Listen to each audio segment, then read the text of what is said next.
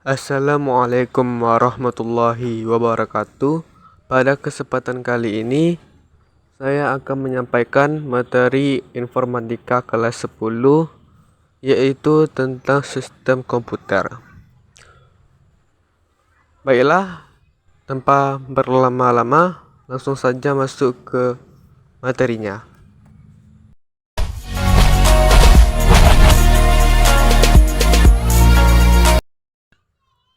Pada tujuan pembelajaran kali ini, setelah mempelajari bab ini, kalian mampu menjelaskan peran sistem operasi pada komputer, cara kerja komputer dalam memproses data, dan mekanisme internal yang terjadi pada interaksi antara perangkat keras, perangkat lunak, dan pengguna.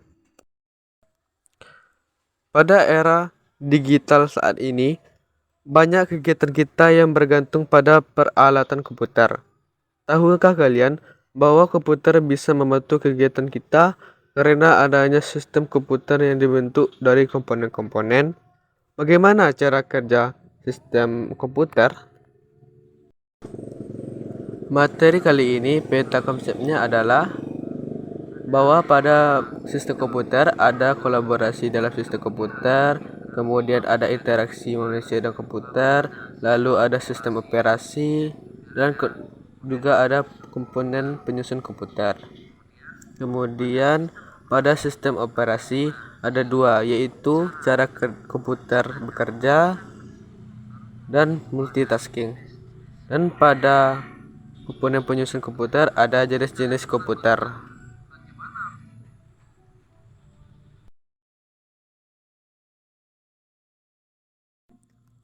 Mungkin kalian pernah melihat bagaimana peranti elektronik bekerja, seperti mesin cuci, mesin pemotong rumput, dan lain-lain. Komputer sebenarnya sama halnya dengan peranti lain, tetapi tampak lebih kompleks.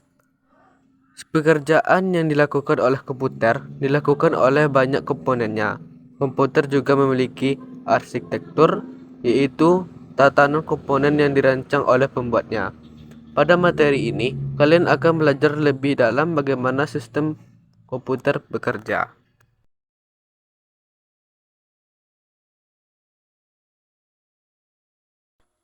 Komputer dan komponen penyusunnya. Secara umum, komputer adalah peralatan elektronik yang menerima masukan data, mengolah data, dan memberikan hasil keluaran dalam bentuk informasi, baik itu berupa gambar, teks suara, maupun video.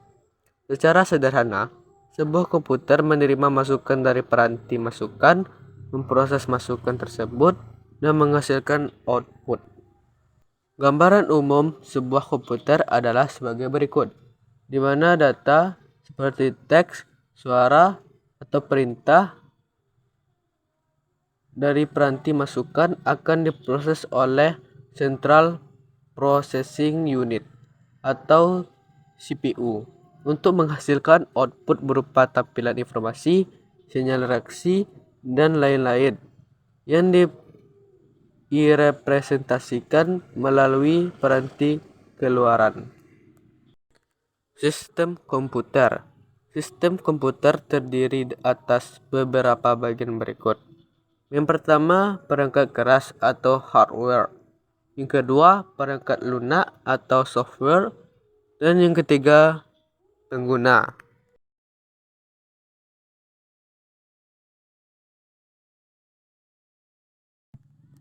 Semua komponen tersebut saling mendukung sehingga komputer dapat beroperasi.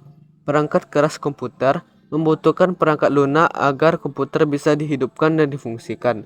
Jika hardware yang tidak disertai software, komputer hanyalah sebuah mesin yang tidak berguna. Hal ini dikarenakan software tercipta untuk menulis fungsionalitas pada komputer tersebut sehingga terciptalah sebuah komputer yang memiliki fungsi untuk digunakan. Hardware saja ibarat tubuh manusia tanpa jiwa. Perangkat keras atau hardware. Perangkat keras komputer adalah komponen fisik pada komputer yang dapat disentuh, dilihat, atau dipindahkan. Contoh perangkat keras ialah mouse, hard disk, prosesor, RAM, printer, scanner, dan lain-lain. Perangkat lunak atau software. Perangkat lunak komputer atau software tidak terlihat secara fisik, tetapi berfungsi dan dapat dioperasikan oleh pengguna melalui antarmuka yang disediakan. Fungsinya ialah untuk menjembatani pengguna dengan perangkat keras. Perangkat lunak adalah kode-kode program yang dibuat menggunakan bahasa pemrograman.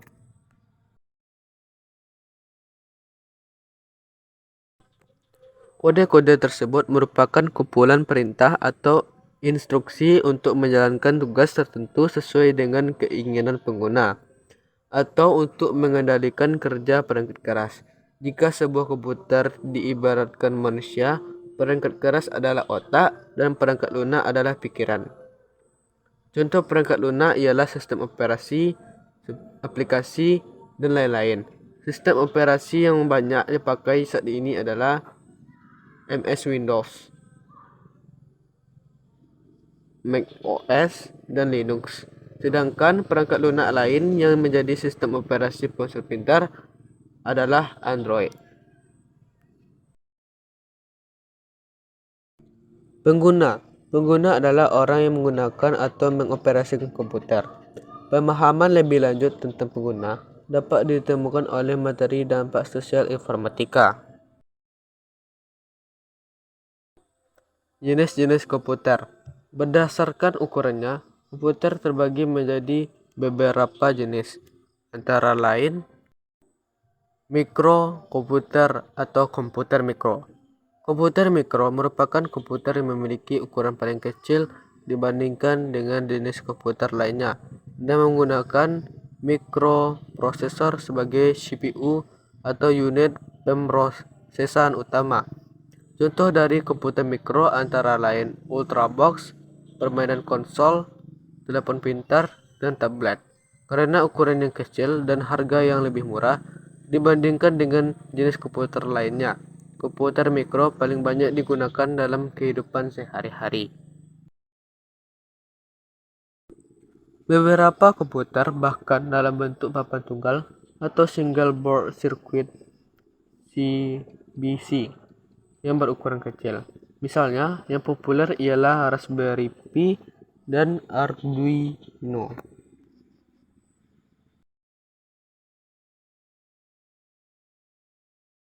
Raspberry Pi, sering disingkat Raspi, ialah CBC yang seukuran dengan kartu kredit yang dapat digunakan untuk menjalankan program perkantoran, permainan komputer, dan sebagai pemutar media, hingga video beresolusi tinggi. Raspberry Pi dikembangkan oleh Yayasan Nirlaba Raspberry Pi Foundation yang digawangi oleh sejumlah pengembang dan ahli komputer dari Universitas Cambridge, Inggris.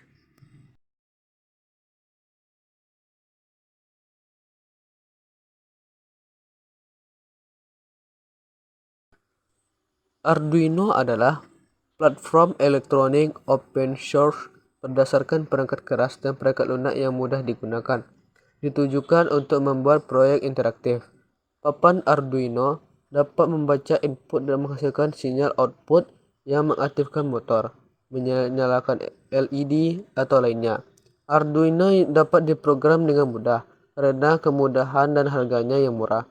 Arduino dapat ditemui mulai dari papan 8 bit sederhana hingga produk untuk aplikasi IoT. Perangkat yang dapat dikenakan pencetakan 3D dan embedded system.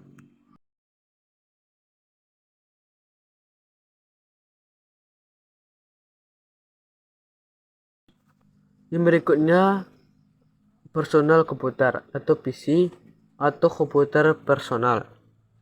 Komputer personal atau PC memiliki ukuran yang lebih besar dari komputer mikro dan memiliki kemampuan penyimpanan dan pengolahan data yang lebih besar dibandingkan dengan komputer mikro, dan dapat dibuat untuk penggunaan personal PC. PC dapat berbentuk desktop PC atau dirancang untuk ditaruh di meja, atau untuk dapat dijinjing dan dibawa-bawa atau laptop.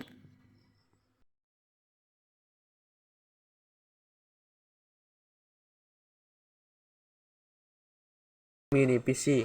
Mini personal komputer merupakan komputer peralihan dari komputer personal ke komputer mini yang dipakai di industri. Biasanya dipakai untuk industri kecil atau personal untuk keperluan profesional atau industri kecil.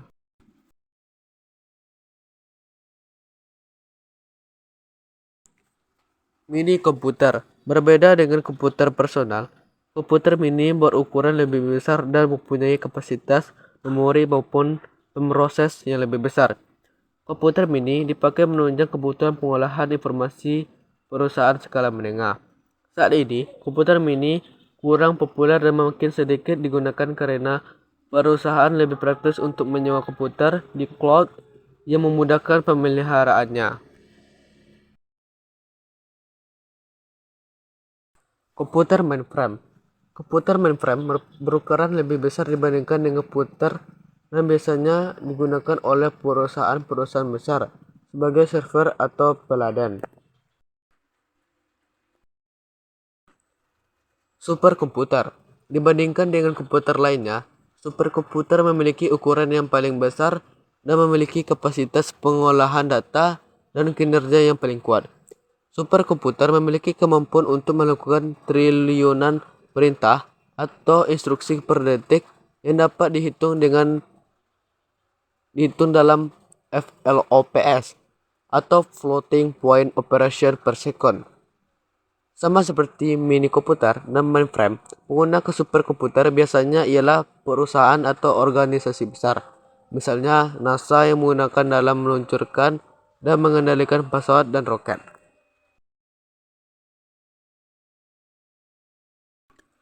Selain komputer yang disebutkan di atas, beberapa gawai atau gadget, yaitu perangkat elektronik kecil yang berfungsi khusus, ada yang termasuk komputer karena terdiri atas perangkat keras, sistem operasi, dan perangkat lunak. Contohnya telepon pintar atau smartphone dan tablet yang makin populer dan menjadi perlengkapan sehari-hari di era digital ini. Selain fungsi utamanya untuk berkomunikasi, ponsel pintar bahkan sudah menjadi asisten pribadi. Baiklah, untuk materi hari ini saya cukupkan sampai di sini. Mudah-mudahan bermanfaat. Baiklah, assalamualaikum warahmatullahi wabarakatuh.